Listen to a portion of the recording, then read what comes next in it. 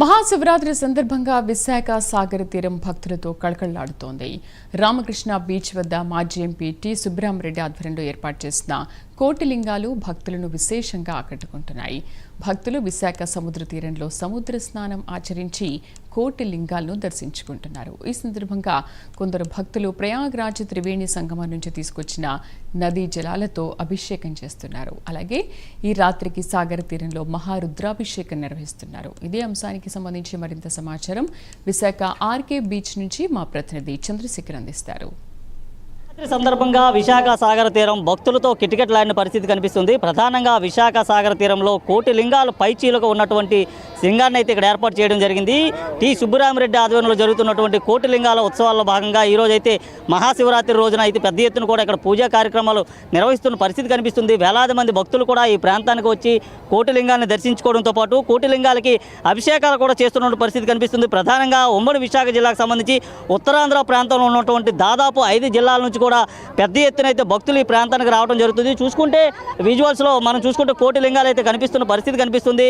ఇక్కడికి వచ్చేటటువంటి భక్తులంతా కూడా భక్తి భావంతో ఈ ప్రాంతానికి అయితే రావడం జరుగుతుంది. ప్రధానంగా ఆ స్టేజ్ పైన ఏదైతే లింగం ఉందో ఆ శివలింగానికి అయితే వారైతే పూజా కార్యక్రమాలు నిర్వహిస్తున్నారు. అక్కడ నుంచి జలాలన్నీ కూడా నేరుగా ఇక్కడికి వచ్చి అక్కడ ఏర్పాటు చేసినటువంటి పైపుల ద్వారా కోటి లింగాలను అయితే అభిషేకించడం జరుగుతుంది. ఇక ఇదే అభిషేకాలకు సంబంధించి పెద్ద ఎత్తున భక్తులు ఈ ప్రాంతానికి రావడంతో ఈ ప్రాంతం అంతా కూడా కోలాహలంగా తయారైన పరిస్థితి కనిపిస్తుంది. ముఖ్యంగా ఇక్కడ ఉన్నటువంటి ఈ ఒక్కరోజు ఏదైతే ఉందో శివరాత్రి రోజున ప్రతి ఒక్కరు కూడా ఉపవాసాలు ఉండి ఉపవాసం రోజున జాగరణ చేసేందుకు కూడా ఈ ప్రాంతానికి అయితే పెద్ద ఎత్తున చేరుకుంటారు. భక్తులు వచ్చేందుకు వారు తిలకించేందుకు కూడా చుట్టుపక్కల ఆహ్లాదపరిచేటటువంటి కార్యక్రమాలు అయితే ఏర్పాటు చేయడం జరిగింది. అలాగే భక్తులంతా కూడా పెద్ద ఎత్తున ఈ ప్రాంతానికి రావడంతో వారంతా కూడా ఎండలో ఉండేందుకు ఇబ్బందులు కలుగుతున్న నేపథ్యంలో పూర్తిగా క్యూ లైన్లు అయితే ఏర్పాటు చేశారు. క్యూ లైన్లు అన్ని కూడా బారికేడ్ల మధ్య క్యూ లైన్లు అయితే ఏర్పాటు చేయడం జరిగింది. అమ్మ చెప్పండి, మీరు ఎక్కడి నుంచి వచ్చారు, ఎంతకాలంగా ఈ ప్రాంతానికి వస్తున్నారు? నేను రైల్వే న్యూకాల నుంచి వచ్చాము.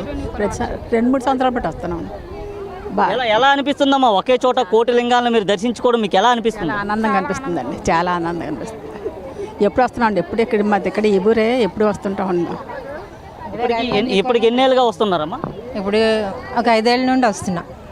ఎలా అనిపిస్తుంది అంతే ఒకే చోట కోటి లింగాలు ఉండటం అనేది? చాలా ఆనందంగా ఉంది. నేరుగా మీ చేతితోనే ఇక్కడ అభిషేకాలు అయితే చేసుకుని చాలా ఆనందంగా ఉంది, మనస్తృప్తిగా ఉంది. మా చేతితోనే పూజ చేసుకొని దండం పెట్టుకోవడానికి చాలా ఆనందంగా ఉంది, మనస్తృప్తిగా ఉంది. పూజ చేసుకొని ఇంటికి వెళ్ళేటప్పటికి హాయిగా ఉంది.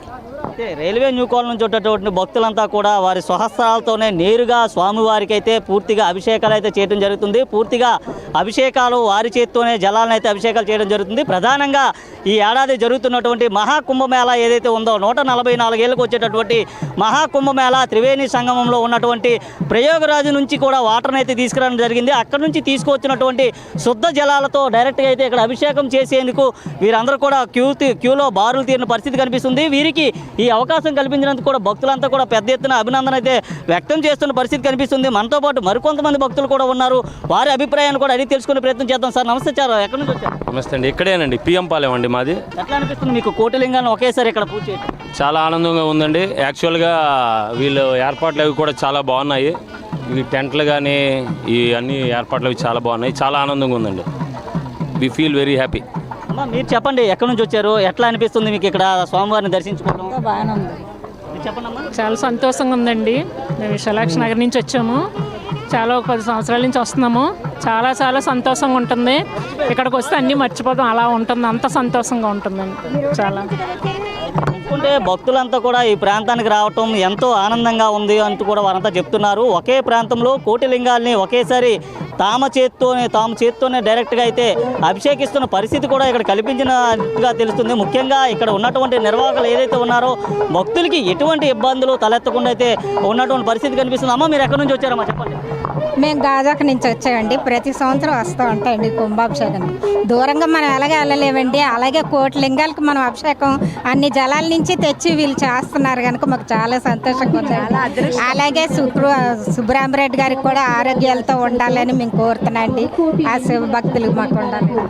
అయితే 1 కోటి పైచీలకి శివలింగాలు ఏవైతే ఉన్నాయో శివలింగాలన్నింటికి కూడా అభిషేకాలు అయితే జరుగుతున్నాయి. మహారుద్రాభిషేకం కూడా ఈ రాత్రికి అయితే ఇక్కడ నిర్వహించనున్నట్లుగా తెలుస్తుంది. ముఖ్యంగా మహారుద్రాభిషేకంలో పంచామృత అభిషేకాలు ఏవైతే ఉన్నాయో పాలు, వెన్న, పెరుగు, నెయ్యితో పాటు చక్కెరతో కూడా పూర్తిగా అయితే అభిషేకాలు చేస్తారు. ఈ అభిషేకం తిలకించేందుకు ఇప్పటికే భక్తులు పూర్తిగా క్యూ లైన్లో బారులు తీరిన పరిస్థితి కనిపిస్తుంది. ఇక్కడ నుంచి అభిషేకం ఏదైతే ఉందో కొద్ది దూరంలోనే ఆర్కే బీచ్ ఉండడంతో వాటికి సంబంధించినటువంటి ఆహ్లాదాన్ని కూడా వీరంతా ఎంజాయ్ చేసేందుకైతే వచ్చినట్టు తెలుస్తుంది.